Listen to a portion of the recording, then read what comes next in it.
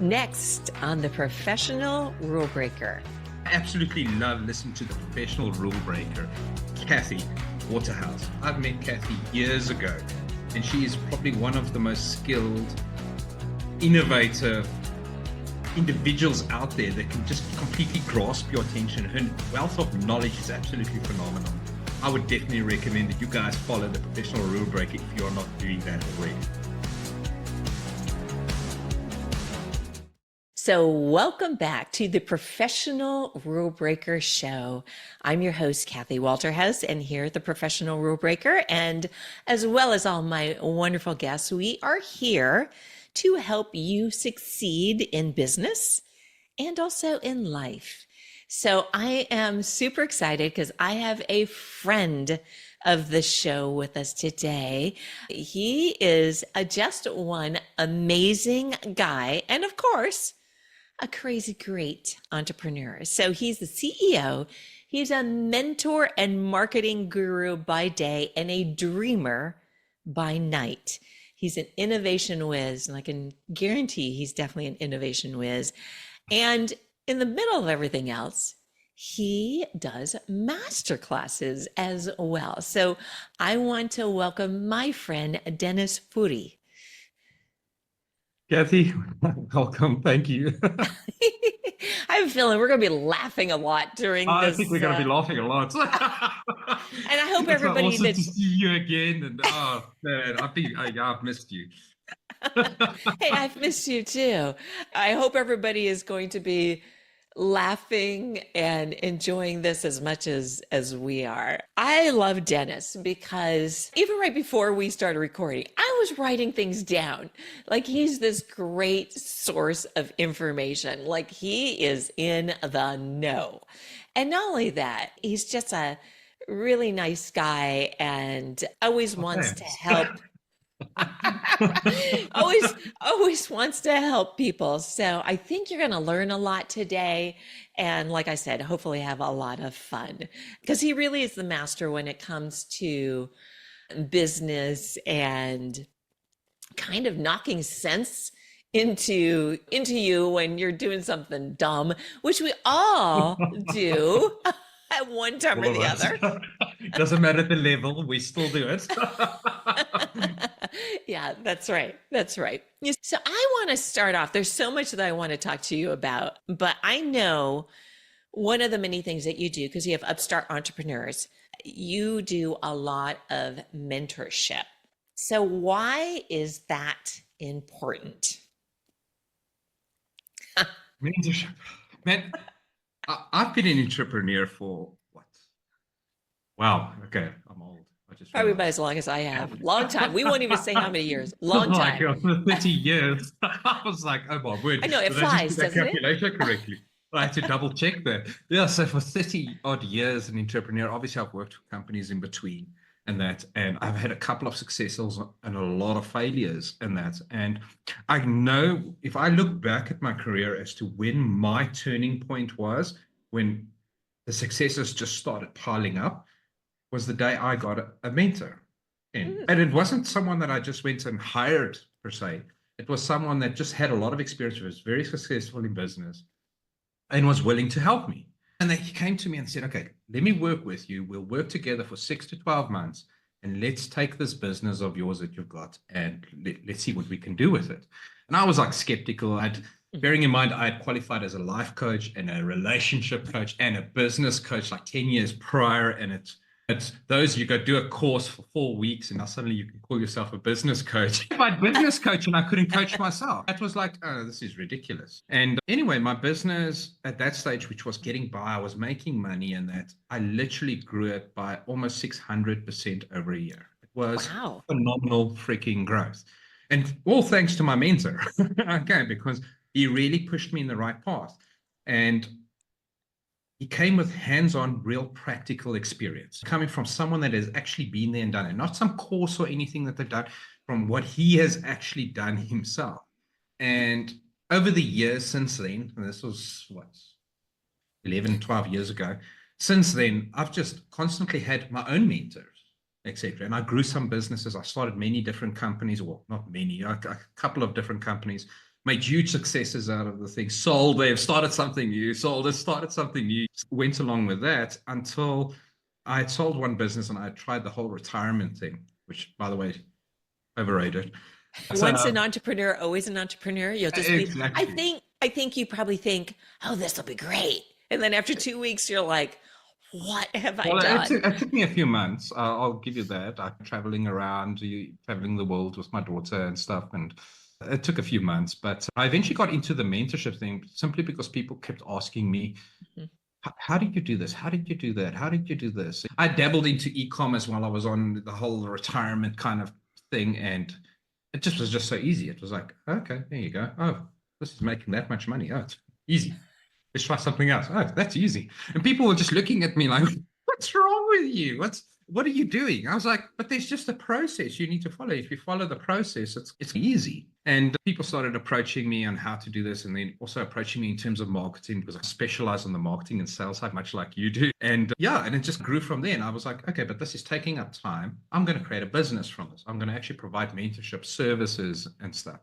So that's where the mentorship started, and then they grew into like a full-blown marketing kind of agency as well at the end of the day. And while I'm doing that, I've obviously got my tech company that I started up, and I've got the other businesses that I'm running as well at the same time. So yeah, that's how I got into mentorship. It was just because I saw the value I got from it. I got so much value from that. And it was just because the person was hands-on. It wasn't just telling me, how do you feel about it? What do you think you should do, etc. It was like, no, Dennis, shut up, come here, do that, do And that, do do that. that, right? And he was hard. I'm not going to lie. He was hard on me. He pushed me to my maximum, but it was worth it. And I'm like that with my clients. I'm very straightforward. You know me, Kathy. I kind of say it as if I don't care what people think. But you know what? Don't you It's think like, that's really the best thing? Because I think if you yeah, sugarcoat yeah, everything, they're just going to keep on going along, making exactly. mistakes that you, and sometimes it's okay to let people make mistakes, but Yeah, I think when you are more direct, I think the growth is more exponential for your client. And that's a what they're looking hundred for. You're percent. looking for a change. You're looking for somebody to guide you. I think about you just like you. I was very lucky to find a mentor who I ended up adoring. He was almost like a grandfather to me. I used to call him Mr. K. That was his Awesome. initials. And people that have know me or have maybe listened to me in the past probably have heard me mention his name before, because just by chance, I was actually selling to him when I was a complete newbie. I had no idea what I was doing, and I was terrified. And by some miracle, I got an appointment with him because he was a pretty big player. That's the one thing I would say, as I had no fear. I Yes, would just go after whomever I wanted to yes. talk to. But knowing that I didn't know really what in the heck I was doing, I was terrified when I Winging walked in there. it. Yeah. Yeah. And I think he realized that, but he was such a kind-hearted man that he took me under the wings. He taught me everything I know about sales, taught me everything I know about negotiations. And his company actually ended up going public. And yeah, and actually the company I worked for at that time, because of everything that I learned from him and the amount of sales that I was able to bring in, that my company also went public as well too. So Exactly.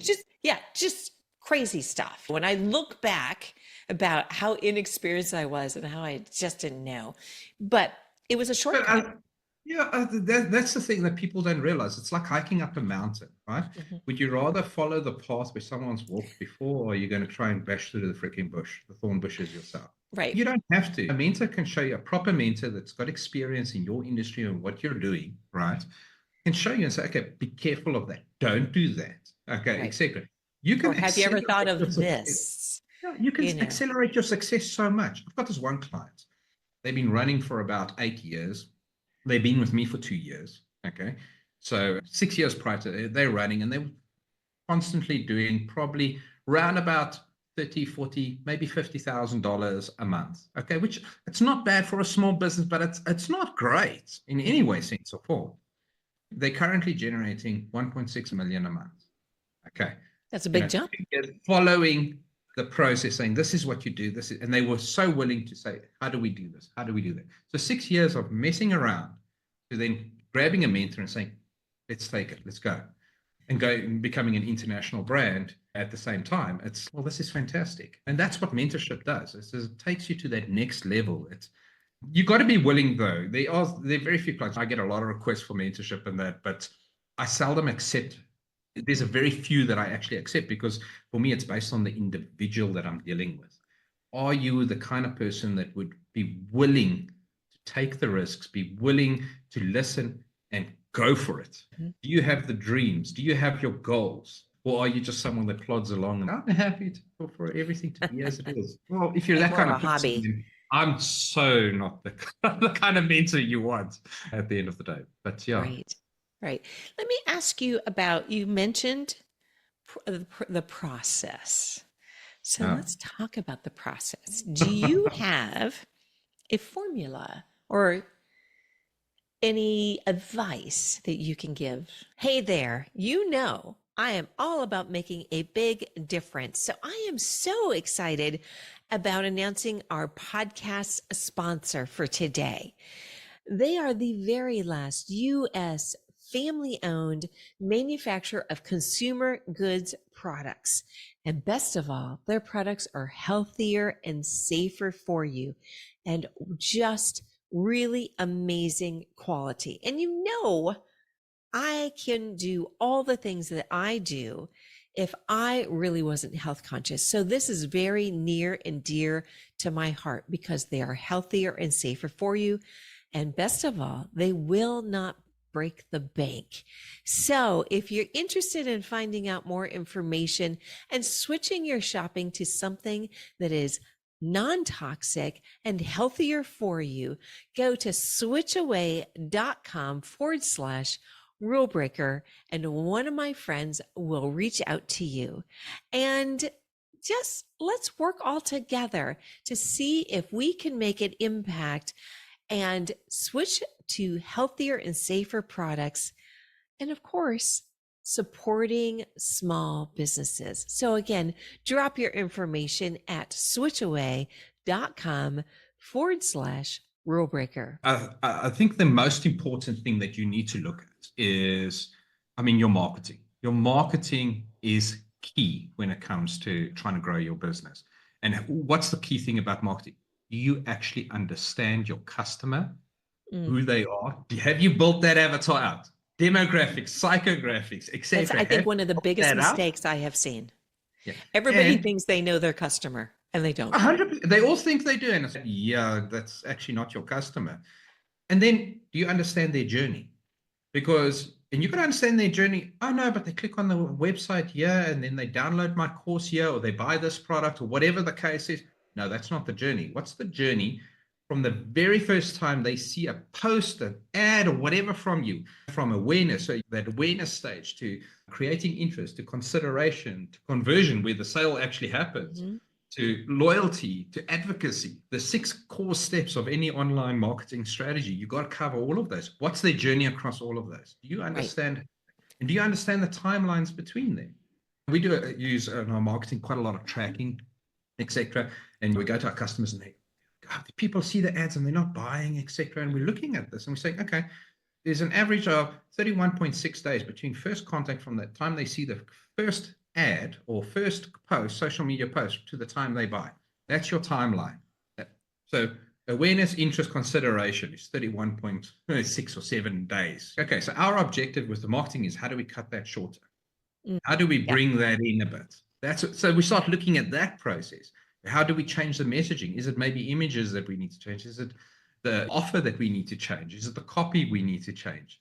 What kind of product you're selling? Are you got the right audience even? Because if you've got the right audience, that already cuts down probably a quarter of that time anyway. So I think the most important part for me in terms of the secret recipe is it's marketing. It's literally all about the marketing and that getting your brand and stuff out there for people to know who you are. That people buy from people. Kathy, you're a salesperson. You know this, right? Yeah. People buy from people. They don't buy your product or service. They buy from people that they like. I buy it from you because of that. Kathy's a freaking awesome person. I'm going to buy it from her. And that's why I buy it. And how do you create that within your brand, or whether it's a personal brand or a business or whatever the case is, whether you're doing e-commerce or selling courses, it's irrelevant, right? How do you build that trust around that people want to hear from you? People trust you. They know who you are. They understand your story.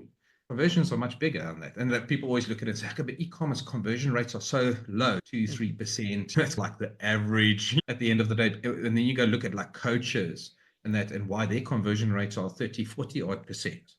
Well, look at the difference in terms of the way they market. They're marketing themselves as people, as individuals. You understand? It's not because the one can afford more. It's simply because they're the face. They're talking about experiences. They showcase in their knowledge. You feel like you know them. Whereas, oh, you're selling me a pair of shoes. Oh, that's great. Right. Well, and don't you think it's also about building that warm market Oh, as well? yes.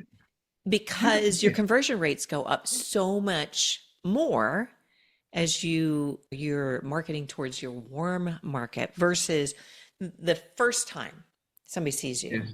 That 100%. You got to have your funnel. So I generally break it into 3 categories, right? So you've got your cold, warm, and hot. Your cold is people that don't know about you. They've never heard of you. They don't know anything, right? So you're constantly filling that part. Your warm audience are people that are following you. They've visited your website. They might be on your subscriber list and that, but these people have never bought from you. Okay. And then your hot is the people that have bought from you. Okay. So you got to filter them through. So you're retargeting, when you start retargeting, you're like your warm audiences, whether that is through phone calls, emails, ads, whatever, social media, whatever the case is, your conversion rate on that is going to double. That's a fact. So few people do that because everyone's trying, no, we just got to fill it in there and let it funnel down. Yeah, well, why? Right. Target that middle area. So few people actually retarget that middle area to say, okay, well, let's focus on these people that are following us, that have engaged in a post. Why aren't we retargeting them? Because they showed some interest. And if your social media strategy or whatever it is, let's assume it was a post, and your social media strategy was proper and you were getting the right message across, then you know, well, that's already qualified. Because that person engaged in that post about this, I want to retarget them. Let's go and say, cool, download our resource, or come and buy our products, come buy a pair of shoes, or whatever the case is, that kind of thing. And if you're doing that, your conversion rates shoot through the roof. And the retargeting, it can be through ads, right? Because yeah, definitely. It can be through email. What else can it be through? Yeah, you can pretty much retarget through any one of the social media platforms, right? You can retarget your warm audiences by setting up your necessary audiences, etc. I find that your warm audiences, the most effective way to retarget them is Facebook and Instagram, depending on the kind of products that you're on. Okay. But Facebook and Instagram is really good from a cold audience perspective. Warm audiences, Facebook, Instagram, but you've got Google as well, right? Now, TikTok is really good from a cold audience perspective. Their warm audiences is not bad, but their cold audiences are really, really good from that on that side. LinkedIn for me is, I'm not a big fan of LinkedIn. I'll be honest with you from an advertising perspective, because I find it quite boring. It's expensive too. It's very expensive. It's very hellish expensive, but you can get good results there as well from a cold audience perspective. And again, defining which marketing channel you're going to use is really dependent on your business. 100%. Because if I'm selling, for instance, if I'm selling shoes, as an example, I want to be targeted. I want to be on TikTok and I want to be on Instagram. Facebook, yeah, sure. Okay, I'll definitely be on Facebook because Instagram part of Meta anyway, and Facebook, so it's all part of the same thing.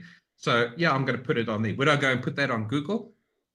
No, not necessarily, right? It's just going to show up the amount of SEO and the amount I'd need to put on there. No. From a retargeting perspective, I would still put it on Google. So I'm not saying that I wouldn't. I would put it on Google, but that's not going to be my main focus. Am I going to generate sales from Google? 100%. And I'll get extremely high ROASs, your return on ad spend. On Google, you will. But you've got to understand the differences, because a lot of people like to compare, let's say, Facebook to Google. I get better results on Google. Okay, but understand, the person going on Google is saying, I'm searching for Nike shoes. He's saying that. He's got an intent. Okay, so technically he's like a warm audience, isn't he, right? And what's going to happen, depending on how much you've spent, your shoes are going to show up at the top, right? Whereas people that don't know about your shoe, let's say I've got a no-name brand shoe, a new shoe called, I don't know, Date Night. I'm really reading that thing right next to me. but if you've got something like that, how do you get that out there? people aren't going to search that on No. Google, so your ad's not going to show. So you understand the difference? Where on Facebook, I'm browsing because I had liked someone else's shoes. Suddenly, I'm going to be inundated with shoes from Dennis. Mhm. You That's right. Everything that he represents. Yeah. You've got to understand the different channels, and it's all like gears in an engine. They all work together. So with your email marketing needs to be tied into that. Your social media, your paid advertising, all of these different things, they all work together to punch out that customer at the end of the day. If you're focused on one channel, your business is going to die. The amount of risk that you've got within your business already, if Facebook goes and changes our algorithm or Anything, which they change all the time. exactly, then what do you do? What do you think about YouTube? Because YouTube is a search engine as well. And I love I, YouTube. I love advertising on YouTube, but again, it's business, it's industry and business specific, and it's also very much dependent on the type of content you're creating. So if you're creating either, let's say, the shorts, right, or you're creating proper videos and stuff, yes, fantastic. The same thing with TikTok, right? If I go and create a carousel kind of ad of images, okay, it's going to get really crappy performance versus me putting out a video, like a really yeah, cool video of like making coffee or whatever the case is, and it's upside down, whatever. I'm doing something cool and funky with that, then it stands out. So it really depends again on your content aspect there that you're going to have to look at. Because too many people, like I've just got put a flat image on my Google thing and created a movie thing from where it flips from one to the other. It's like I get shitty results from that compared to what you'd get if it was a proper video. So I think moving forward, if you look at the prediction for 2025, content is king. Okay, content and copy is king. And it's a way keeping up with the trends of what people are looking at. Okay, based on, again, your customer avatar, what age group are they falling in? Are they Gen Z? Are they millennials? Are they Gen X? Are they the lost generation in between? where exactly do they fit? And how do you target your messaging? The other important thing that I do when it comes, especially like to the marketing side of things, is my messaging is always customized very different between my cold, warm, and hot audience. Think about that for a second. yes, For someone you meet for the first time, the way you speak to them versus a friend that you speak to, or someone versus a customer that's been a long life customer of yours, you speak to them differently, don't you? So yes. why the hell would you put the same ad copy up for all three of those? It That's a makes no really sense, good point for anybody you that's know? running any type of ads because one ad does not fit all. So if you have your market segmentation, so you have, okay, you have an ad for your cold audience. And then once they respond to that, they go into the warm, you retarget Exactly. them with a completely different, maybe it's an educational piece or it's a follow on Or a onto customer whatever. testimonial, a review, or something along those lines. Yeah, actually, I hadn't thought about a testimonial review. Because So think about that's it, they've now good. seen the product, they've now looked at the product, right? So now, they still haven't bought. Now, the information's on the product page. Have they read all of it? We don't know. Let's show them that information. Let's show them the benefits. So now we're focusing. So in the beginning, we're focusing on people buy for two reasons and two reasons only, right? Fill a desire, solve a pain. Hmm. Okay.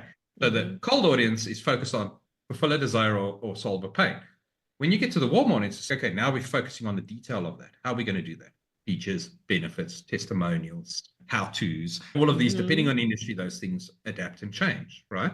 But the warm audience for me is also broken into two specific areas, right? You've got the warm audience of the people that are following you, etc., and then the person that has specifically gone and looked at that product of yours and Hmm. hovered over it. So like they've been to, let's say it's an e-commerce store, they've actually been to that shoe and they've looked at that shoe.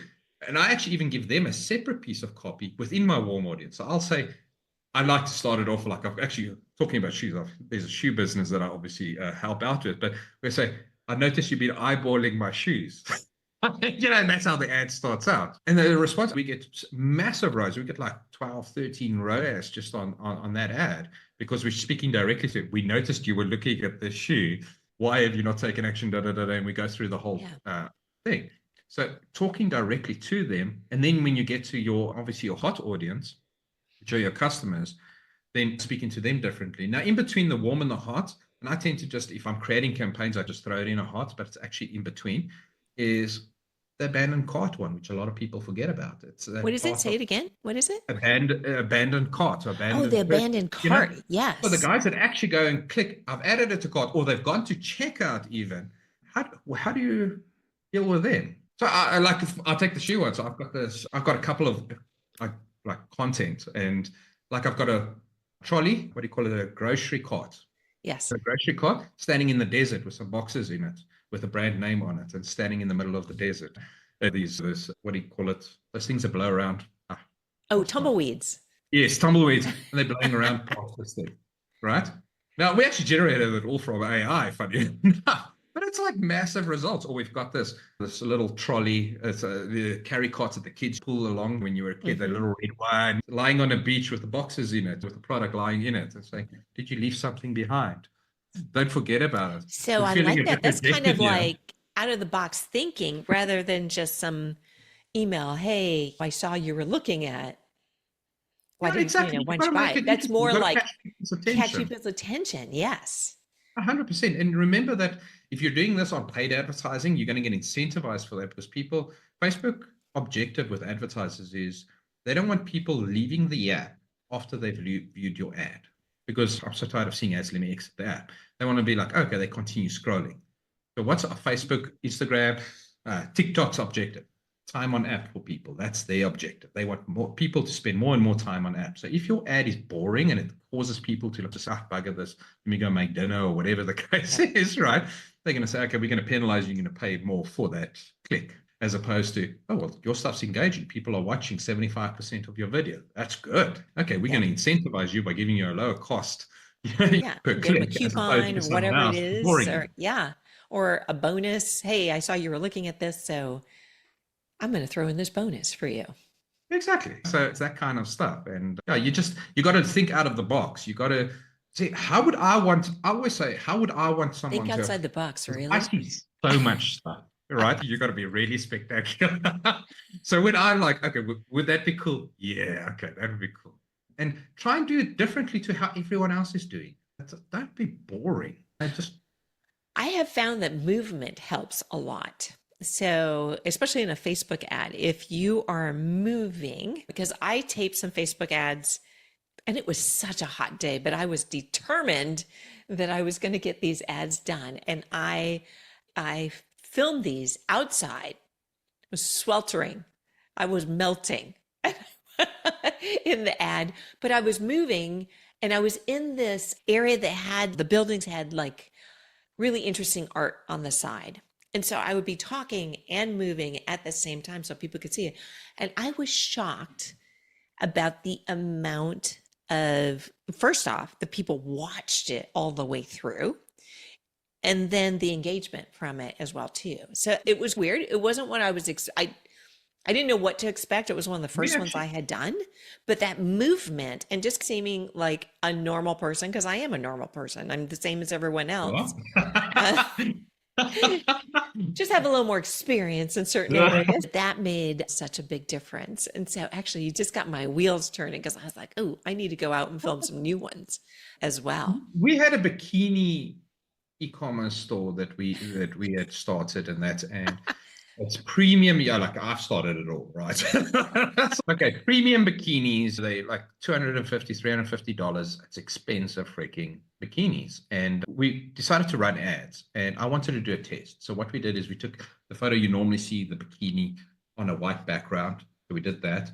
Then we had the bikini on a woman standing there on a pose. And then we had a photo of a woman walking on the beach, smiling with a hat going and everything. Almost looked like an action shot wearing Mhm. this bikini, etc. And we did a survey across and we ran 3 ads. Which one do you think did the best? The woman on the beach with the bikini. Right. But the funny thing is when we did the research around that to understand what they were looking at, the women that were looking at that picture were first of all looking at the scenery. They were looking at the Mhm. ocean. What's that? Desire, right? Yep. Then they were looking at the woman's face and hair, then body, then bikini. The bikini was only fourth on the line in terms of what they were actually looking at. They were looking at all the other things. So what Mhm. does that tell you when you look at it psychologically, right? Okay, so is that the desire, we were hitting the nail on the head for the desire to be on a tropical island, being able to have a body like that and hair that flows like that, Yeah. have that pretty face and etc. Maybe if I buy the bikini, I'll look like that and experience that. I don't know. I'm not a woman. I wouldn't understand that, right? Then we took it one step further and we said, we created a video from that exact same thing where she was running on the beach with that. And that just multiplied by 4 again in terms of sales. So it shows you people like the live action shots. Mm-hmm. They want to feel that it's part of it, etc. And the best part is the women that we used, we didn't go use a model. Okay. We actually used someone within the business to go and do that. Okay. So it was a normal, she wasn't Like a real person. She was not a model shaped. She was a normal woman, not bad looking, but a normal person at the end of the day. And people just responded to that. And people loved that aspect. Her running on the beach, the dog running to her, coming to her side, going past. It was literally a 15-second clip. That was it. And it literally multiplied the original one by 4 again. Mm-hmm. So the results were amazing. So it's all about the content and then the message you put with that. What is the message you're putting out there? What are you telling them about this thing? Are you providing enough information to convince them that this is what they need? Are you solving that pain or fulfilling that desire at the end of the day? Right. And then are you retargeting them if they 100%. clicked on the ad? Are you retargeting them or are you just letting them go? No, I would say that is probably one of the most important areas, maybe a pitfall that a lot of people do is they don't retarget. Once somebody shows an interest, they fall into the warm category. In the warm category, yes. Let's start. You can even think of it in the old days, and people obviously still do that, and I've done that, is you would do a cold call. People have never heard of you. They don't know who you are. You're this salesperson that they're like, oh my gosh, there's a salesperson coming through the door or whatever, right? Yeah. And then you get some sort of buy-in through them. Well, if you leave and never contact them, which actually that is, again, one of the biggest pitfalls I've seen in like door to door or hitting, what am I thinking? Like just being a road warrior. That I have noticed, even like in very high-end sales, that's where I would win against my competitors. I would always follow up with my customer. I would always be getting back to them in touch, whatever it was that they were looking for, or maybe being an industry resource or whatever it is, versus they never heard from the competition. And these are companies that were huge, very well-known companies that you would think that their sales reps would do that. It's the same thing. So if you don't follow up with these people, then right then and there, you're losing. You're really missing out. 100%. And if you're speaking to a client, you're going to say, listen, I'll get back to you, or whatever. Set the times, set the time, set the date, and be sure that on that time, you're calling that person. You're following up with that. I think that's one of the biggest challenges we have. And I think also when you go look at online sales, anything you're selling online, people have a query about a product. I did a talk at the CX Customer Experience Africa last year. And one of the interesting stats that came out of it was what the average time is that person that has a query on your website, whether it doesn't matter if it's e-commerce or coaching, it doesn't matter what it is, what the average response time is that they expect you to come back to them. You know what it is? I'm interested. What is it? I would say a day. 3 minutes, 10 seconds. Oh, 3 minutes. That's the time that they expect a response back. So when you start like if they go on your website and then they respect. Okay, because I'm thinking in my head, I'm thinking of it's a box. Like a real person, or like you're going to a real person going on and they're clicking a bot icon, like they've got a customer service query, they like want to ask something about a product or whatever the case is. 3 minutes, 10 seconds. That's the average wait time that they would be willing to wait. And you're thinking, okay, how's that changed so much from 5 years ago? It's massive changes in that. So how do you keep up with it? And then suddenly you get into the whole talk of how do you incorporate AI into that? Or do you have people in there? How do you actually start servicing these customers and helping them so you're not losing that sale? Because those people will straight away go to another site. And I actually had this experience yesterday. I wanted to buy something. I wanted to buy face paints and that for my daughter. And went onto a website. They've got a WhatsApp thing there. And I'm like, okay, cool. Let me just reach out to them. I don't know. I want one that doesn't crack. I don't know anything about face bands, means nothing to me. Let me just ask. The website doesn't give me that information. It doesn't say, does not crack. You know, so let me ask. So I'll go to the website. Wait. Average reply time, 24 to 48 hours. I'm like, okay, well, I'll leave it open there. After about 5 minutes, I lost it. Search, Google again. I eventually got to the fifth one, sent a message, got a response straight away, said, listen, yeah, can I get back to you in 5 minutes? That was her response to me. Sorry, I know you're there.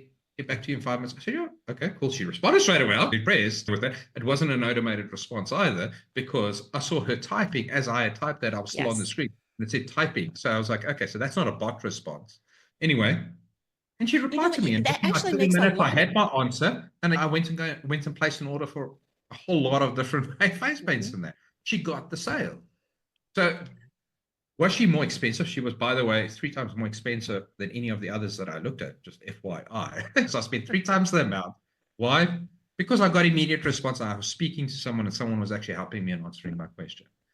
But people don't tell me that people buy just because of price. No, they don't. They buy based on, are you willing to help them? Do they feel connected to you? Again, people buy people, right? Yes. We'll go back to that. Full circle. No, that's true. And you got me thinking, because sometimes if I don't find the answer, I literally will see if they have a chat or a customer service line, because I'm very busy. Same here, and I'm I need the impatient answer too. now. I want an answer now, because tomorrow I'm going to forget I need it. Yeah, that's right. That's right. So you brought up a really good point about how important speed is. And there's a saying that goes with that. Oh my gosh, what is it? Money likes speed, I think is what it is. Money likes, there's something I like that. But that kind of really makes sense when you bring it up that way. People must drop the arrogance to think that they are the only supplier of that product. No. Think about it for a second. When that the world is a very small place nowadays. Think about it. When that customer's messaged you, I always tell my clients, imagine they've sent that same message to 5 other suppliers. Whoever responds first is going to get that freaking sale. Yep.